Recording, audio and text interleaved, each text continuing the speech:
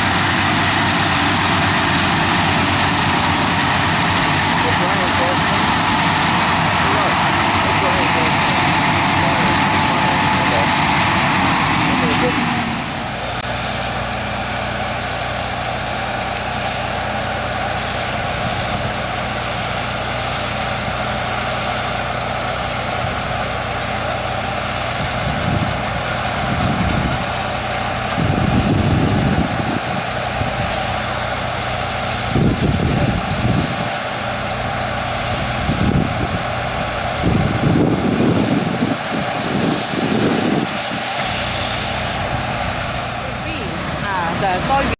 Yep. And then he puts it in the semi-truck. Yeah. And then that's the truck that's all around dumping in the elevator.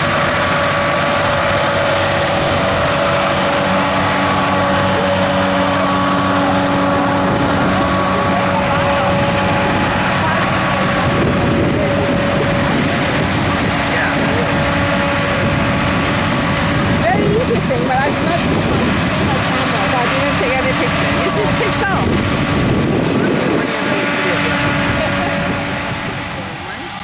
And they plan again for, you said that the next phase is wheat? Right. Yep. Yeah, and then after the wheat is corn. They'll come back and they'll plant the wheat in this field. Yeah. Right. But although with technology, all these machines are expensive. Yes. Oh, they are. They're as much as a house or more. You have to have volume Yeah. to. Yeah. When we were doing it, we didn't have cell phones, so we had a CB radio, and Dad had one on the tractor. And you could call- Walkie-talkie. Yeah, and yell at him, and But you'd only talk from the house. We didn't have a portable walkie-talkie. yeah, so he had to be in the house, and Oh. It worked for us. it worked. And then, we had a really, because it was all outdoor, it wasn't inside like that, the tractor. So we had a big speaker sitting right beside Dad, so that it was pointed at his ear, so he could even hear it. And you get his attention on the radio, but then you have to wait for him to stop, so he could get the microphone. get the microphone and talk back to you. That was in old days.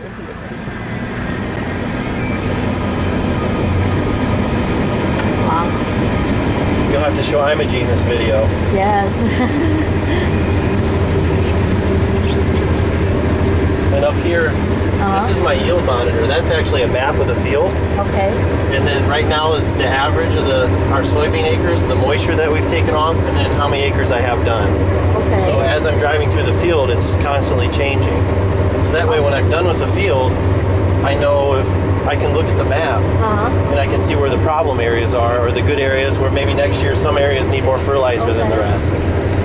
Wow. So the sensor in the machine Yep, to know. yep. That was me activating my auto steer. So when I start the field, I press the button once, and that puts a dot. And then when I go to the other end, I press it again, and that puts another dot. And so the GPS draws a line from dot to dot, Okay. and then you can see my line, how perfectly straight it is. Yeah. So, and now I activate it. And Oh. you set the screen so that the header width is 35 feet. So I set it so every line is 35 feet over. So it just drives So for the you. GPS actually help Yep. to line. Okay. And the GPS also is taking where you are in the field with your yield monitor, Okay. and that's what's making the map. So it knows right here at this, right now, right where we are, I'm getting 57 bushel. Oh. Right now I'm getting 56.8. So it's recording that. And Okay. later I'll put that on my computer and Wow. And then Yeah. you know all the data. Yep, analyze the data, and then that way you don't waste fertilizer. So then in the spring when we fertilize for corn or wheat, you'll have the big fertilizer truck, and it has a gate in the back, and it has the same thing. It has the GPS, so you'll say like right here I need more fertilizer than up there. So the gate's opening and closing as it's driving through the field. Oh. So- to automatically put the. Yep. So you use the data from harvest for next year's crop. Wow. Wow, this is so complicated. Wow, this is interesting. So, how long? So harvest for how many months is it? For corn and bean harvest, we'll usually start if we harvested. We didn't have many rain days.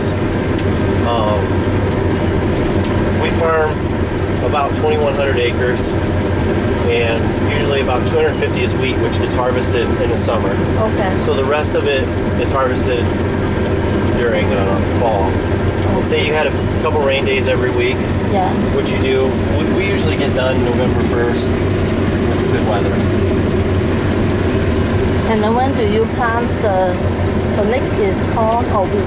Next It can be either. This field, the true rotation would be beans, wheat, corn. Then after corn is beans. Then after beans is wheat.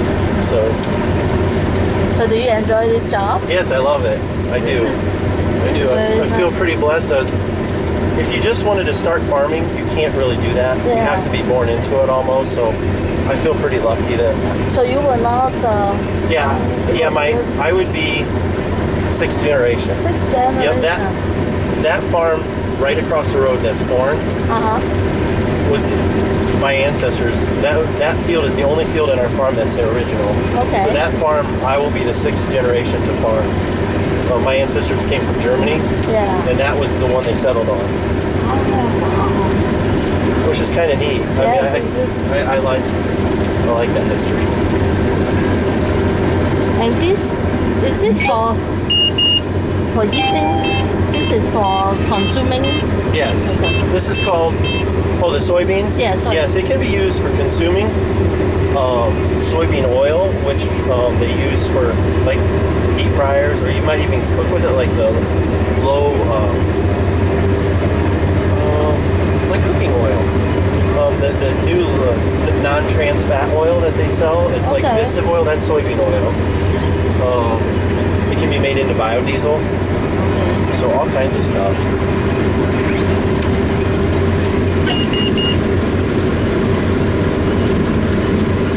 And that's the grain cart. Okay. And why I dump into that instead of onto the semis Yeah. is I never have to stop. So if I can just dump into him and he dumps into the semis, Yeah. it saves me a lot of time, and we get about 30% more done a day if we use a grain cart. So it's called grain cart. Yep. Yep. First I have to learn all the terms. Its only job is just to take it off the combine and put it on the semis. I see. That way I don't have to stop. Because if it wasn't here, I could just drive up to the semi and dump. Oh, so you have to go there. Yeah, then I have to stop. Wow. So how long start about noon. I mean, I get up early. We start about 7 or 6:30. We get the combine ready for the day, and then like last night we harvested, or not last night, but the night before.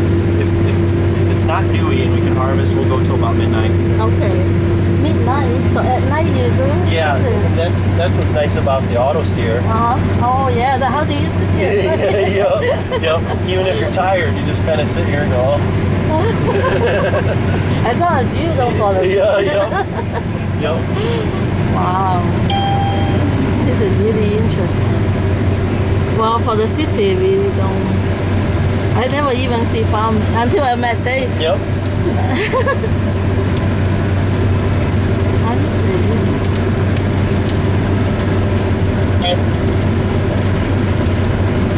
So this is really just cutting the.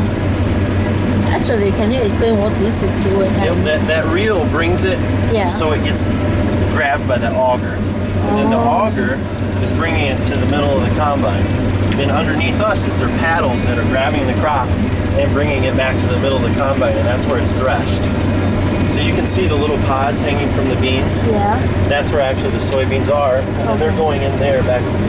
Oh, okay. Yep. Wow. These are big machineries. So in your farm, how many of these kind of machineries you like typically?